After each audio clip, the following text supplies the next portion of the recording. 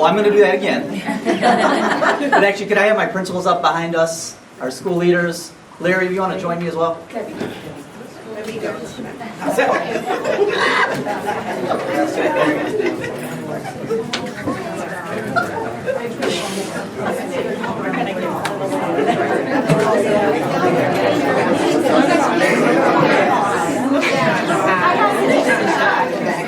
For those of you that were on the team helping decide that, I'd love to have you guys up here also. The dots, operations, transportation.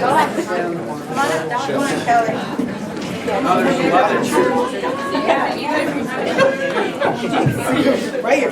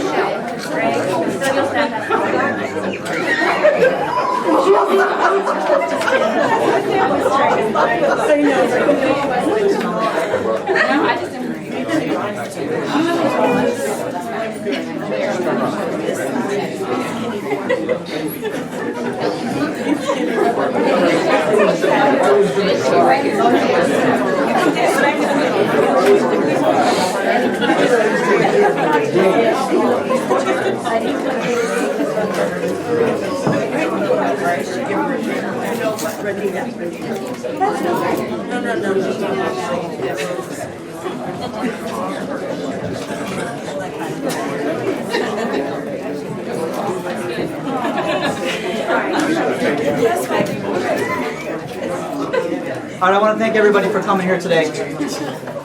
Obviously, it's a big day for us here at the Youngstown City Schools. We were very excited to announce this configuration plan. It's something that we've been thinking about for quite some time. I will say one of my first days here in the Youngstown City Schools, as I was starting the job, I had my first meeting with Mayor John McNally. And we sat in his office, and he said to me, he's like, as we were talking about some of the plans and what we wanted to do and my hopes and my aspirations for the district, he just looked at me and said, whatever you do, please don't reconfigure the schools. And I asked him about that, and I wondered, I said, why would one of the first things the mayor say be around the reconfiguration and the movement of schools? And it's because we have moved our children so many times. And partly because of the lagging enrollment, we had to close some schools over the years. We wanted to shift resources. But also, I need us to understand that a configuration model is not about increasing student achievement. There is not one configuration that exists that will help a child learn to read. That's what teachers are for. That's what an educational program is for. And this is not that.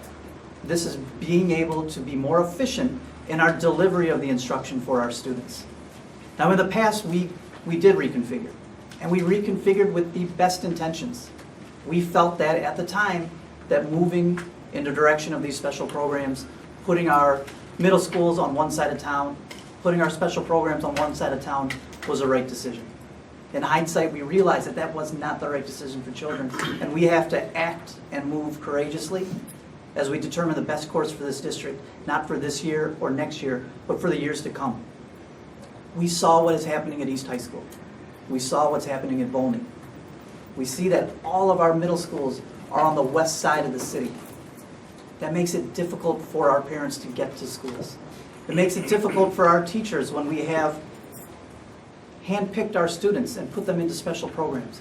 When the fact remains is that every child deserves a special program. That special program is called high quality instruction in the Youngstown City Schools. And that's what we set out here to do. That's why we have an academic distress commission.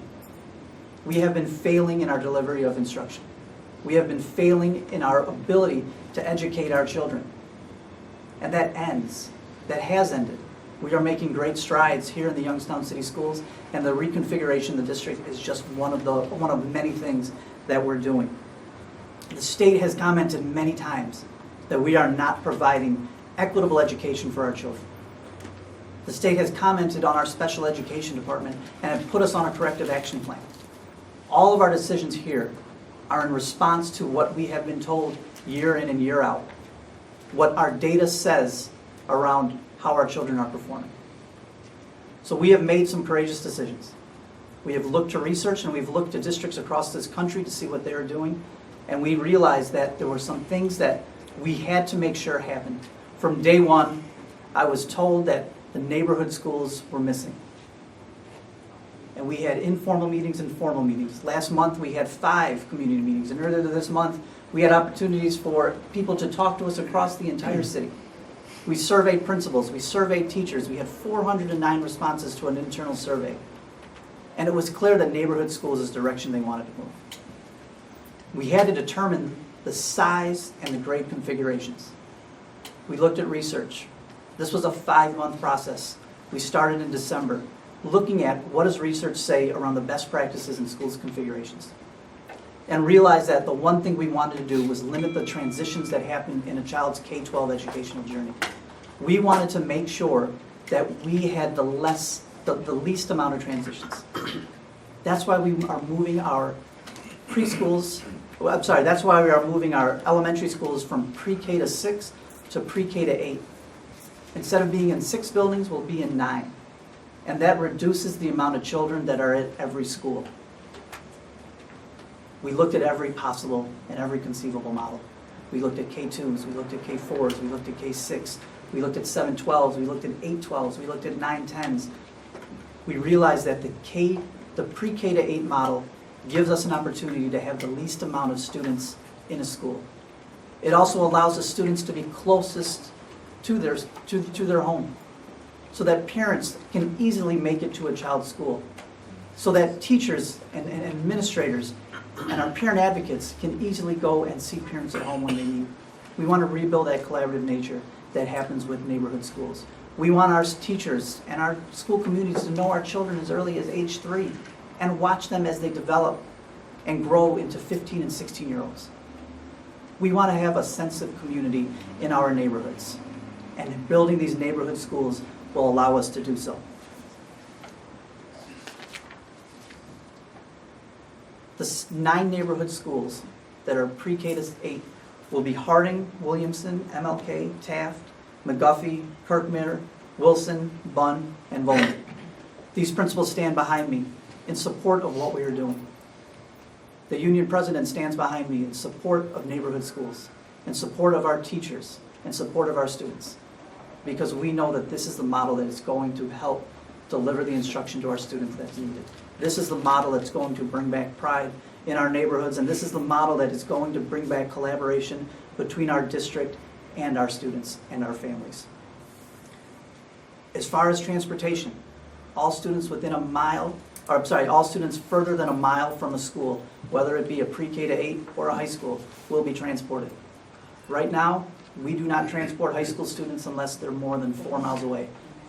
That is too much to ask of parents and students to get themselves to school from that distance. We had to make some tough decisions early on. As you know, we had transportation problems, but we have an amazing transportation director who has solved these issues so we can move forward in the right direction in the coming year.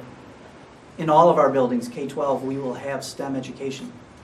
We will start STEM explorations as early as preschool in our pre-K to 8 schools, and we'll continue it through high school.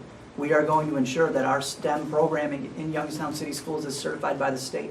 And in order to do so, we have to make sure that we start those pathways as early as possible so the students have the knowledge and the skills as they step into middle school and into high school. We are going to offer foreign language for all of our students. Foreign language is a soft skill that's needed. It's a skill that is part of the 21st century skills that are needed to be part of a globalized community. We need to make sure that our students not only are fluent in English, but they need to be fluent in a second language as well. We're going to continue to roll out our one-to-one devices to ensure that our kids have access to the technology that's needed. We're going to have sports teams in all of our schools. We're going to have sports programs in pre-K to 8, starting as early as 4th or 5th grade. We want to build a tradition that was lost here in Youngstown, where sports and athletes remain, because Youngstown will become the powerhouse of sports again in the county. We're going to ensure that we continue the fine arts, the great fine arts program that's been happening at the Discovery Schools, the physical educational opportunities for children, and we want to ensure that our children have technology classes so they can be proficient in the technology skills needed for the 21st century. We will be returning to neighborhood high schools as well, and that shift will happen as early as next year. All students will report to the schools that they are closest to, that they are assigned to. East High School will serve the schools that have students from MLK, Harding, Williamson, and Taft. Cheney High School will serve Bunn, Kirkmere, Volney, McGuffey, and Wilson. Both schools will have an estimated population of about 650 students each. Both high schools, again, will have STEM education. All high school students in the entire district will have the opportunity to participate in VPA if they choose. And East High School and Cheney High School will have its own sports programs as well. We are looking to have more than one high school program, and we're going to build feeder sports programs from their elementary feeder schools. And as I said, all students more than a mile away in the high schools will get transportation. In regards to our early college programs, we have decided not only to continue that tradition of early college here in Youngstown, we want to strengthen that. We are looking to increase the amount of opportunities for students at Rain Early College. Rain Early College will be moving from a 6th to 8th grade program to a 4th through 8th grade program, and they will be housed at the Cheney campus. The principal, Debbie D. Francisco, has done a wonderful work and it's done a wonderful job at Rain, and we want to be able to provide more opportunities for our students so that she can continue the success that she's brought there and the culture that she's developed. The Youngstown Early College program will continue. We will strengthen the programming. We will strengthen the partnership that we have with Youngstown State University and Eastern Gateway College. We will be moving the program. It will remain adjacent to the Youngstown State University, which I consider enveloping this as the Youngstown State University campus. They will be coming to the central office. The Rain building and the Ward building will be transformed and back to a neighborhood, back to a school. The original purpose of these buildings was school, and that's what we will return to. We will have capacity for up to 650 students here, and we look to grow this program. Monica Jones, the principal at YEC, has done an amazing job. She has grown this program where in the beginning we saw only 16% of our students receiving associate's degrees, to now 76% of her seniors will move on with and graduate with an associate's degree. That is an amazing accomplishment. It's an amazing opportunity for parents. I'm proud to say that we are one of the only districts that have that type of success, and we're not only going to continue that, we're going to strengthen that, and we're going to provide more opportunities for our students. Schoffen will remain unchanged. We will continue the programming that's there, but we will look to strengthen it as well. In essence, what we're doing here with the Youngstown City Schools is we're not taking away opportunities. We're not closing programs, we're not closing schools. We're expanding the horizon for our children. We are saying if it's good enough for some, it should be good enough for all. And if we have the resources to do so, the knowledge, the human capital, then we are going to do it. This district will be the premier district where parents want to send their children. It has to be a district where I'm confident enough to send my own. It will be that way soon, and I am excited for the years to come. In addition to this reconfiguration plan, the teaching and learning, the goals of the strategic plan being fulfilled, and just the future for this district. Again, I thank you for coming. I'll be here to answer any questions. Thank you guys very much.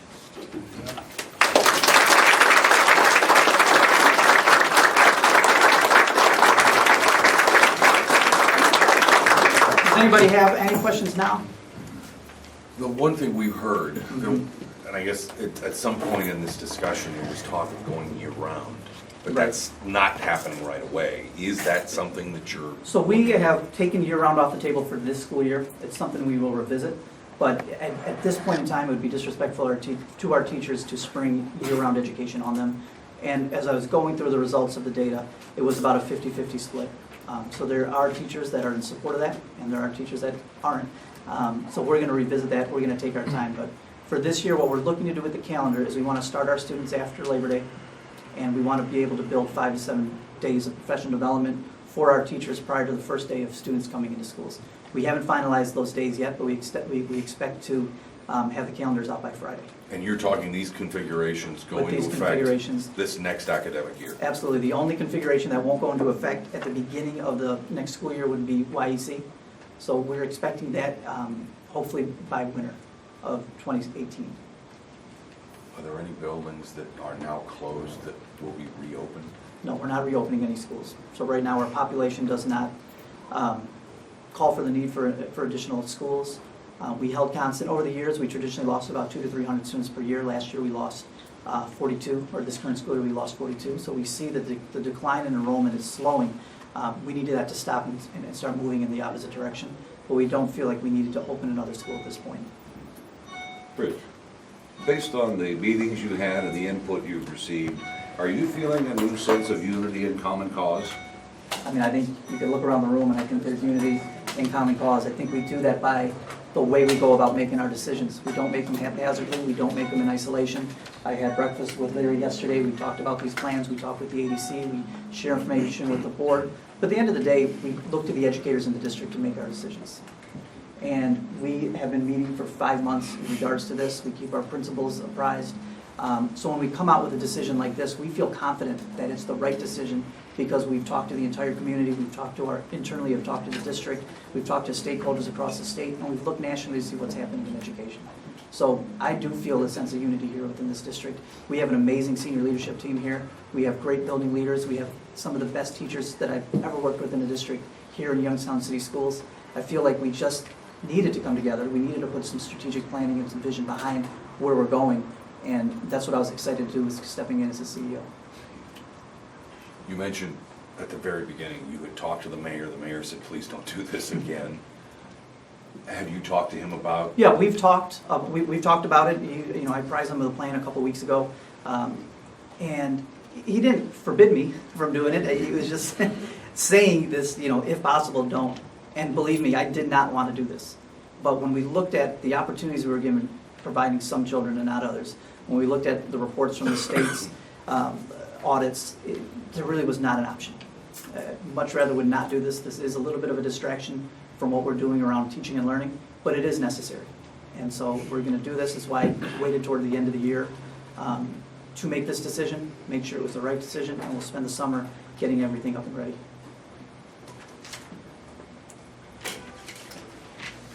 Awesome. You're taking it easy on me. I like it. Well, my principals are here. Feel free to talk to any of them. These standing around the room were part of the team that helped provide input into the configuration model. Again, our first meeting was December 28th, and we've met consistently until yesterday. So feel free to talk to anybody here. They know this plan well. And again, I want to thank you. I want to thank the Academic Distress Commission for having the support and the confidence in our leadership team here to make this decision. And I want to thank internally my team that worked many, many hours on making this a reality. Have a great morning.